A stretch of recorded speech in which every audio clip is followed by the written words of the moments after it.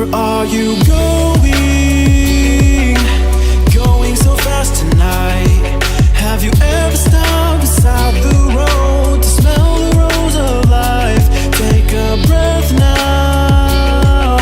Don't hold it in too long, 'cause you might end up missing out on life's short little song. She's saying, ooh, you've got one life to live. She's singing, ooh, you've got one life to live. Don't let it go. That was pretty much it for what we expected and didn't expect while I was pregnant.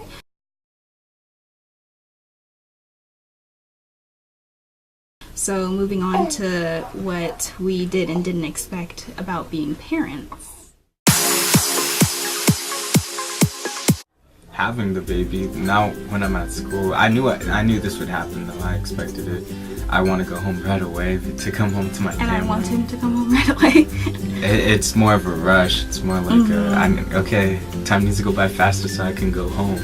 Especially because like we live together now, it feels kind of weird when he's not around. Like it's okay, but it feels different, and it's like, oh, I miss you.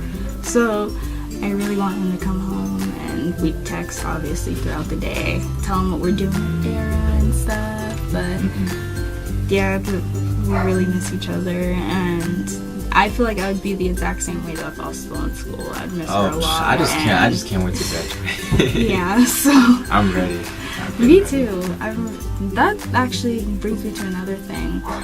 I kind of expected this, but at the same time, like, you really feel it when she's here, how much more motivating it is to like do good and get stuff done. Like, I always wanted to go to college and stuff, but once we had her, it was like my drive to like get stuff done and make it happen was even more ongoing than before. So she definitely gave us more of like that, I guess, like determination to succeed and do really good. She gave us the parents vision. And people. Yeah, exactly. She like made that picture, that dream, like become even more of something that we want to work towards and make real. In case you were wondering, Mia's gonna become a elementary school teacher, and I'm gonna become a nurse. And we both got accepted already to the college that we chose. Not gonna mention that obviously, because you guys don't even know where we live.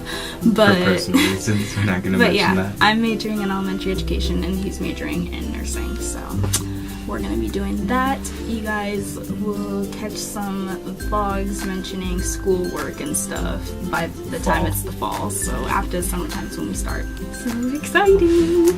I'm excited for that. I can't wait. I'm gonna be doing it online, and he's going to be also doing it online, but he's also gonna be working. So my job's gonna kind of be watching her throughout the day when he's not home. That's like pretty much our busy schedule when it comes to the fall time. So until then, summertime, we'll be out and strolling and enjoying our time outside. One thing we're really excited about is this summer, hanging out with our families and spending time with Era outside, taking her for strolls, taking her to the park.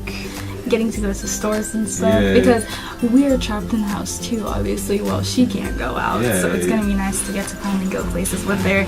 And as she gets bigger, getting to go to more places, like the movies and stuff, we'll be able to and go she'll on enjoy dates. it. Yeah, so it's gonna be cool. We're really excited to just do a lot of stuff with her. You hear like so many people be like, oh, once you have your kids, you don't get to do this, you don't get to do that anymore, blah blah blah. And so you kind of expect that, but then like once we had her, honestly, we're more excited to do things with her, not so much without her, like how it was before. So that's something that we didn't necessarily fully expect, because you hear so many people like make it sound like a bad thing. And the only time when that would apply is if you're into like partying and going out all the time and going to the club stuff and like all that. We don't care about that. We're not into that lifestyle, so that doesn't apply to us. We enjoy staying home with her and taking care of her. Like we love it. She's falling asleep. Yeah, she's falling asleep. That's good, so we can get to this video. Kind of expected, but it hits even harder once she's actually here, is not getting as much sleep as before.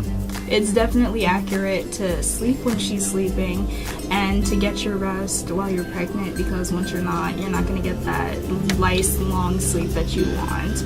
It's more like choppy naps. Yeah, because like for example, now she's on a little bit more of a schedule where like for example, she'll go to sleep between the times of like 9 and 11, and by the time she goes to sleep, she'll stay asleep until like 3, for example, on good nights, and then she'll be up for like an hour and then go back to sleep until like 6 or something. So I'll get my sleep, but there is some nights where she just isn't having it and she's awake and we have to deal with it. And during the school week, obviously he can't help me as much because he has to go to school, so that's understandable. During the weekend he gives me a lot of help, so of course I get more sleep. But that's definitely something that I expected, but it hits a lot harder once you actually have to go through it, because it's like, geez, now I can't sleep, I'm really tired, she's crying because she's tired, and you like gotta get through that. But overall, that's more of like in the first couple of months. Once she got to about 2 months, she pretty much is on schedule, so it's a lot easier knowing kind of her sleep patterns and stuff than how it is in the beginning, where you're getting to know everything about her and she can't tell you things, so you just kind of have to go with the flow. Something else I did not expect, honestly, was how much I wanted to hold her in the beginning stages. And what I mean by that is like my attachment was like really strong. I kept reading stuff like, don't overly hold them and stuff in the beginning because they'll get too attached where they don't want to lay down on their own and stuff. And I was like, oh, okay, I'm not going to do that. My mom was a daycare, I've seen that happen. Obviously, I'm not going to do that. But then as soon as she got here, it was like my baby. I wanted to hold her all the time, have her on me whenever I was doing stuff like watching TV and whatnot. I wanted to have her on me all the time. And I did pay for that because it took a little bit to get her to lay down on her own. But when she did, it was nice and stuff, and now she can kind of lay on me for a little while, and it's not going to be like too attached where she doesn't want to lay by herself. Speaking of which, she's laying in her big girl crib now. We're so excited. We'll put up a picture right now. She spent the whole night in that crib and it was nice. Like, obviously she woke up once, like I said, during the night, but she goes to sleep in there now and it was really nice. She even took a nap today in there, so we're definitely making progress fast with sleeping in a crib by herself, so that's nice. Of course it's in our room though, so we don't leave her by herself or anything, but she is sleeping by herself, so that's nice. Oh, another thing is, for what I was expecting versus reality. Like, I knew I'd take a bunch of pictures, but I didn't know I'd take as much pictures as I've taken. We take pictures of everything. Yeah. Oh, she sneezed. Not literally, but like it'll be like that type of thing where it's like every little thing, and especially every little new thing, like a smile and stuff. We want to catch it. We get like video, 50 pictures. Yeah, because we thought we were gonna take pictures, like you said, but like we went crazy with pictures. We weren't expecting to take as much as we've taken. Yeah. Sorry, that's my phone. But yeah, we didn't expect to get that many pictures, so that was nice. Something else that I didn't fully expect was how fast she was going to become like observant and laughing and stuff. Yeah, me too. I thought it was going to take a while, but like from the beginning, really, she's was really observant. And now she's growing older, she's growing even more observant and curious. Like, for example, when we're reading to her, she will pay attention to like every page. She's focusing on your mouth to see what you're saying, like just a lot.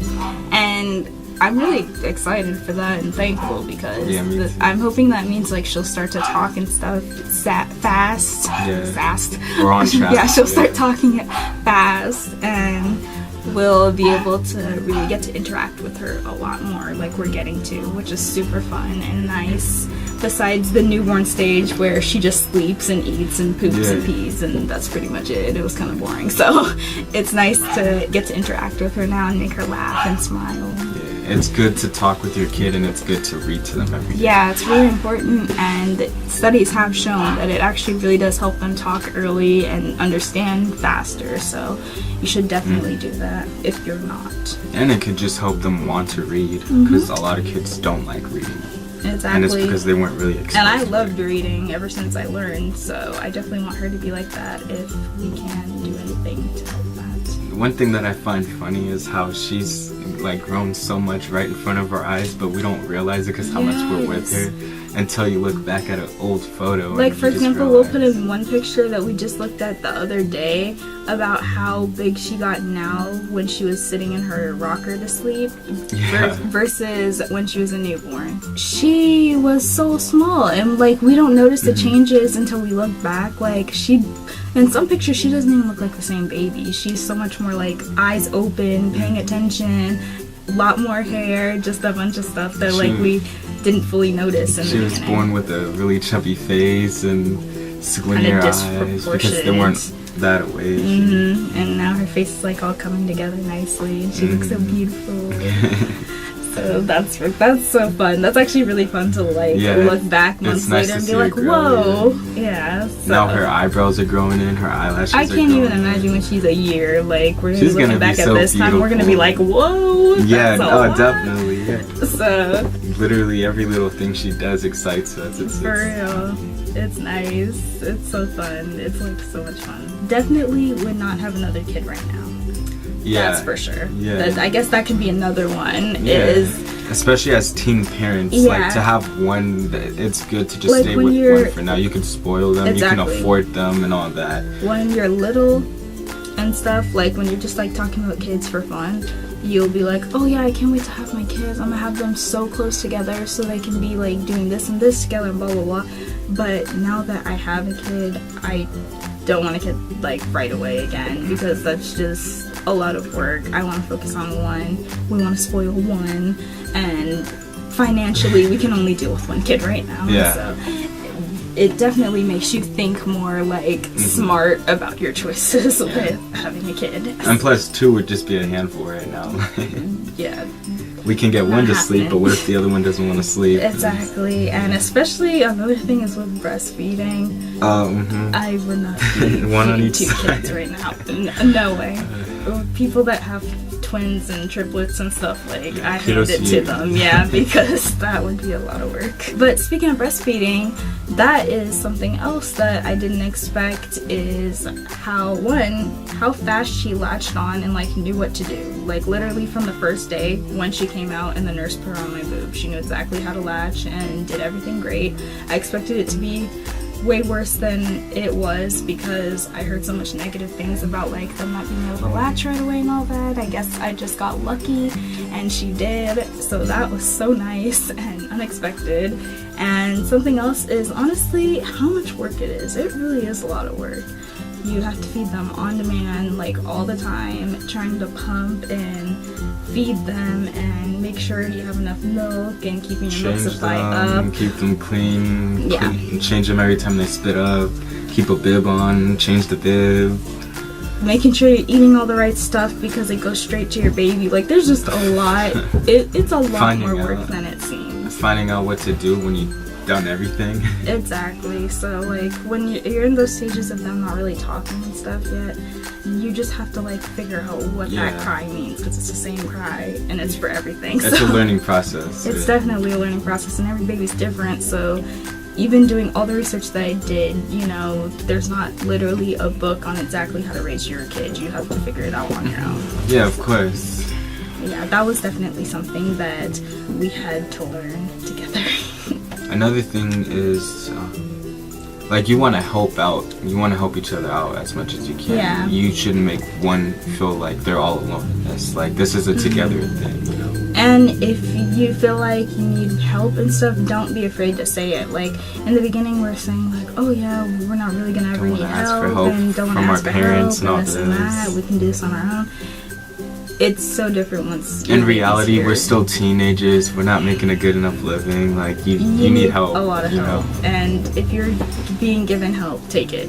Like, genuinely take as much help as you can get, you know. Like don't be asking everybody for help, but if help is offered, take it. Drop your kid with everybody and so you can go out and party and do whatever you want. That's not what we're saying. We're just saying that if you, for example, you're tired and you need an hour to sleep, or you're going to go crazy, because there will be some nights where you just feel like you're going to go crazy because they won't go to sleep, they're crying, nothing's helping. Just ask somebody, like someone that you trust, someone close to you, like mom, dad, whatever, and take just that little hour to nap and rejuvenate yourself, eat something, because you don't really have time to eat, it feels like, and stuff in the beginning because you're just baby. But you need that time, because if you can't like at least like get a shower or like eat something or take a little tiny nap, you're gonna go crazy. So get overwhelmed. enjoy it, and that's something else. I really enjoy those times that I get to just like relax for a little bit. You learn to really value your sleep. Exactly, value your sleep, value your little bit of time that you have to yourself, or like with your significant other, whatever. It's definitely more valued, and you learn how to use your time. Time management is key when you have a baby, because they are on call, on demand all the time. You have to be like there for them. When you get things done, it's more accomplishing too. Yeah, it really is. I think that was pretty much it, right? I think we hit on that was pretty much everything. So that is all that we got for expectations versus reality of pregnancy and being teen parents. If you have anything that was an expectation and now is a reality of when you were pregnant or now being a parent, then you can leave it in the comment section down below for us to read. And if you enjoyed this video, don't forget to hit that thumbs up. Don't forget to comment, and don't forget to subscribe if you're not. Hit that bell so you'll be notified every time we make a new video on this channel. But besides that, that's about all we have, and we'll see you guys in the next video. Till next time.